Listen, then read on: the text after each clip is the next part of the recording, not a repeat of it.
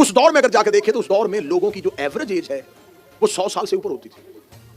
امام حسین علیہ السلام کے اصحاب میں سے 90-91 سال کے اصحاب تو حسین کے ساتھ لڑ رہے تھے, امام حسین کے لشکر میں شامل تھے.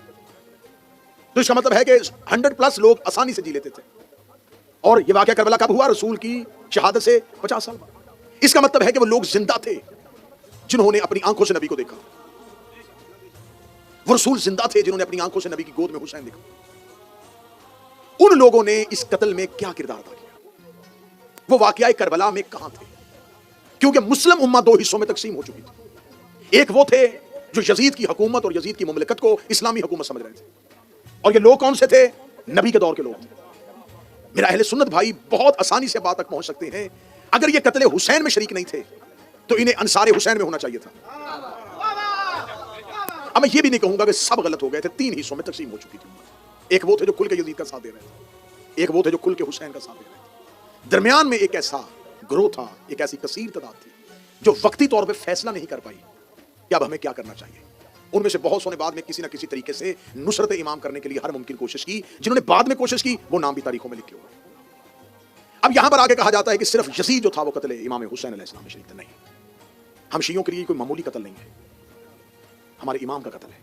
ہم اس کی مکمل انویسٹیگیشن چاہتے ہیں. ہم یہ چاہتے ہیں ہمیں بتایا جائے کہ یزید کیا اپنی مرضی سے تخت خلافت میں بیٹھ گیا تھا؟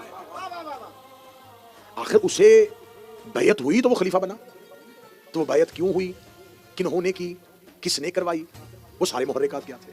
نہیں جی, وہ یزید کو اس کا باپ جو ہے اسے نامزد کر دیا تھا. تو اس کا مطلب ہے کہ قتل حسین میں انویسٹیگیشن اگر آگے بڑھے گی تو صرف یزید شریک نہیں, وہ بھی شریک ہے جس نے یزید کی حکومت کا رستہ ہموار کیا. اب اگر یزید قتل حسین میں اکیلا شریک نہیں ہے, اس کی حکومت سازی کرنے کے لیے, اس کو حاکم بنانے کے لیے جو بھی شریک تھا, وہ چاہے اس کا باپ تھا, وہ اس قتل کے اندر آ گیا. اب یہاں پر آگے پھر تحقیق نہیں رکے گی, تحقیق پھر اس کے آگے جائے گی. آخر یزید کے بعد معاویہ بن ابو سفیان کو شام کی حکومت کس نے دی تھی؟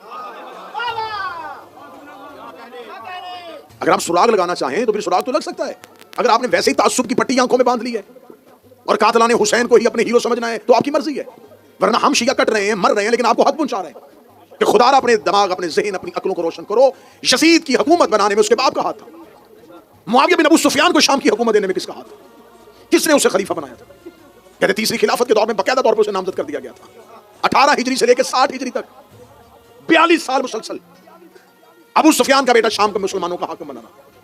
کیا 42 سال میں مسلمانوں کے پاس کوئی حافظ قرآن, کوئی مفسر قرآن, کوئی محدث, کوئی ایسا صحابی, کوئی برگزیدہ, کوئی نبی کے خاندان سے محبت کرنے والا نہیں تھا کہ 42 سال جگر چبانے والی کا بیٹا